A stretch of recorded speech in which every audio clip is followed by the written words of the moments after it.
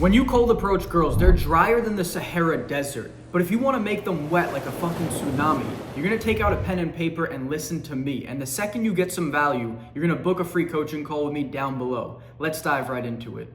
Now, this first mistake is going to be the easiest way to turn a girl off, even if she initially finds you attractive. So let me tell you about myself making this mistake. When I was 18 years old, this was a time when Steve Will Do It was popping off, and me and my boys absolutely loved him. He was making all these counter-societal jokes, joking that drinking and driving was a good, funny thing, and we thought it was hilarious. I was so socially out of tune and just so dumb that I thought that those things were okay to talk about when you were hanging out with girls. So one time when we were hanging out with some girls, I learned this lesson the hard way when we were having a couple drinks and they were like, "Oh, are you gonna be driving home?" And I'm like, "Yeah, I'm the best drunk driver ever." And I did a Steve Will Do It line, and obviously this did not go over well. And my boy told me, he was like, "Bro, you don't say that shit around girls. That's like a Steve Will Do It only boy kind of joke. Like, you don't bring that shit up with girls." And I was like, fuck. So you can only imagine how that night went. They were quickly like, "Don't say that." And I was like, fuck, I didn't know it was such a big deal. But that's where my starting point was. And this ties into the first lesson. That is, if you say dumb shit, you are never gonna get girls no matter how attractive you are. Even if you're the most handsome man in the world, if you're not able to communicate effectively and actually have an intelligent conversation, you're not gonna have any sort of success. The good news is, it is a lot simpler, and I'm gonna give you the keys to having a great conversation right now. So let's dive into them with the first one. And this is gonna be to talk about everyone's favorite subject, whether it's a guy or a girl, and that is gonna be themselves. So when you're talking to a girl, the only thing you should have in your mind about what to start a conversation about is talking about them. About their past, if they're in school, if they're working, what are their hobbies, what are their interests, what are their dreams and aspirations, where do they want to travel to, where have they traveled to, any of these things you can talk about. I would recommend starting with maybe like work, school, some more basic things, and diving into the others as the conversation flows and as you can tie those in. But that's the only thing you should be trying to talk about is this person. Don't talk about anything else besides them, because that's going to be their most favorite subject. So if you talk about it, they're going to think you're the most nicest, interesting person in the world. So now that you're talking to girls about their favorite subject, which is themselves, how do you make this actually smooth? Because this is this place where people go wrong, is a lot of the time they'll try and make it into an interview. And that's how girls can feel, is they're getting interviewed by this guy instead of having a genuine conversation. So the way that you're gonna be doing an interview is jumping from question to question and not really tying them in, not asking open-ended questions based off the past one. It's like jumping from subject to subject, like, "Where did you go to school?" And they tell you, and you're like, "Oh, nice.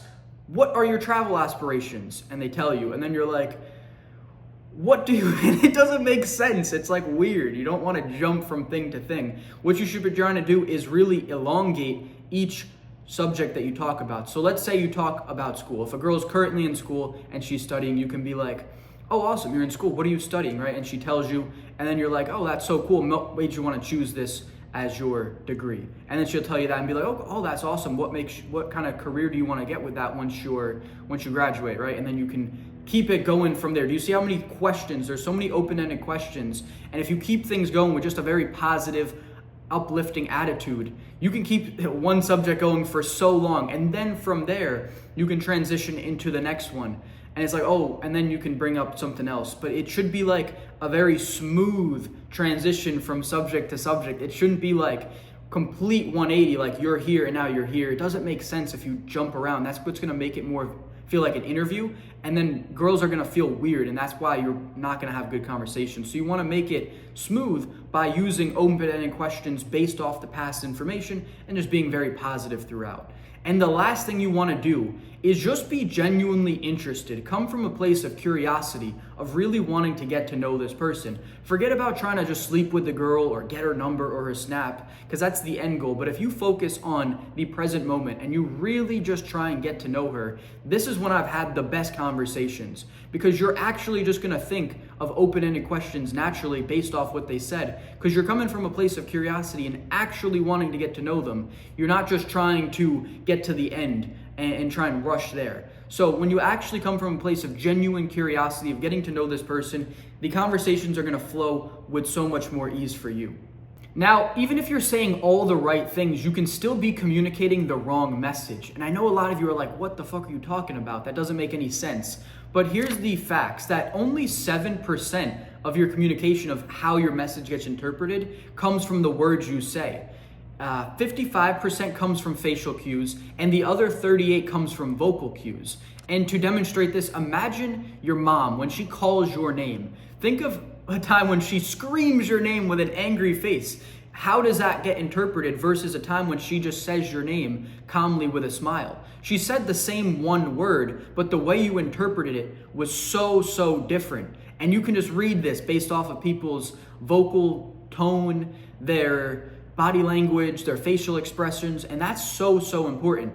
So you need to make sure that your body language is in alignment with your message. So dialing in your body language to really make sure that you're communicating the right thing is super important. And here's 4 simple things you can do today to 10x your nonverbal communication. The first is going to be smiling. Smiling is going to be the best way to show that you're just a nice person, you're here to have a good time, and you have good will when you're coming to speak to someone. Every time I go to talk to a girl, I'm always coming with a smile. It's the key thing that's gonna really just make someone be more receptive to you, and throughout the conversation, whenever you can, when it's appropriate, smile. Obviously, if someone's talking about something sad, don't smile then. But for the most part, you can never go wrong with a smile. And the next thing is going to be eye contact. This is so underrated. When someone is speaking, you should nearly be having 100% eye contact looking at the speaker. There's no benefit that comes from a lack of eye contact.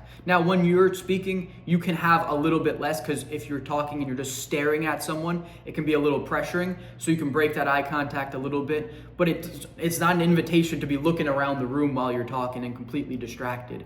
But for the most part, you should have a lot of eye contact, as this is gonna show that person that you're really focusing on them, that you're really present and engaged in this conversation. And the next thing is going to be facing the person that you're speaking. So if people are facing away from you when you try and talk to them, that's a really bad sign that they're not interested, that they don't want to have this conversation, especially if like their body's facing away, their feet are pointing away. That's indicating that they don't want to be here with their body language. So if they're facing you, that's a good sign. And this is what you'd be showing people when you're having a conversation. You just want to make sure that your chest is facing towards them as good as possible. Obviously, if you're seated, there's exceptions, but for the most part, you want to try and keep your body facing them as much as possible. And lastly is nodding your head to show engagement. You don't want to be a bobblehead and nod like crazy, but having a nod here or there to show that you're actually paying attention and that you're interpreting the things that they're saying, along with the eye contact, along with the smiles, along with the body language.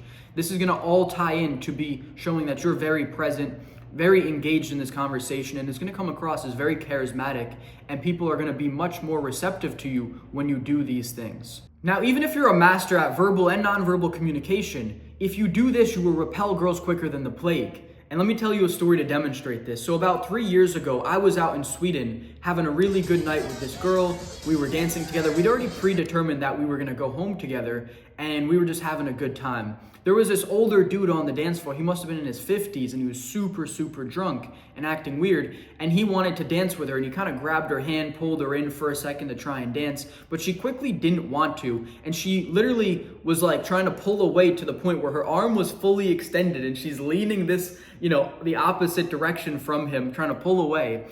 And he was still trying to pull her in.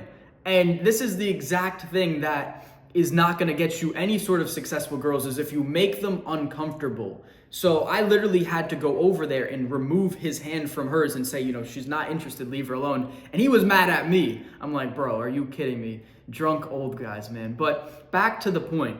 If you make girls uncomfortable, this is going to repel them so quickly. And it's going to be hard for me to give you exact specific advice on how to not make girls uncomfortable, because it's going to be very different whether you're on the dance floor drinking and having a good time there and you just meet a girl and you're dancing with her, versus if you meet a girl in the street sober, you've never seen her before, and the situations are completely different. So it's hard for me to give advice that's going to be a good across the board. But the best thing I can tell you is to read her facial and nonverbal communication.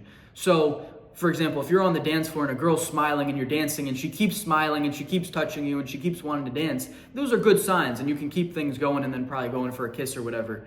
But if she's like, if you try dancing and she's leaning away and she's literally with all her body weight trying to get out of this situation, like I literally witnessed, I'm not even making this up, and the dude was still trying to pull her in, then yeah, you should probably not do that. That's a bad sign. Like, she does not want to be here. She doesn't want to have this conversation with you.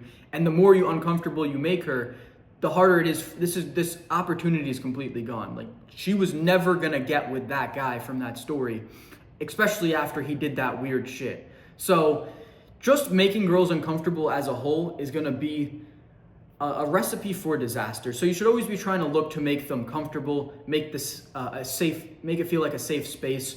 And if you do that, that's gonna be the last key to having good success with girls when you're cold approaching them. Just don't be a weirdo and don't make them uncomfortable. And once again, if you got any value from this video, go ahead and make sure to book a coaching call with me down below so we can optimize your dating life and help you attract the girl of your dreams.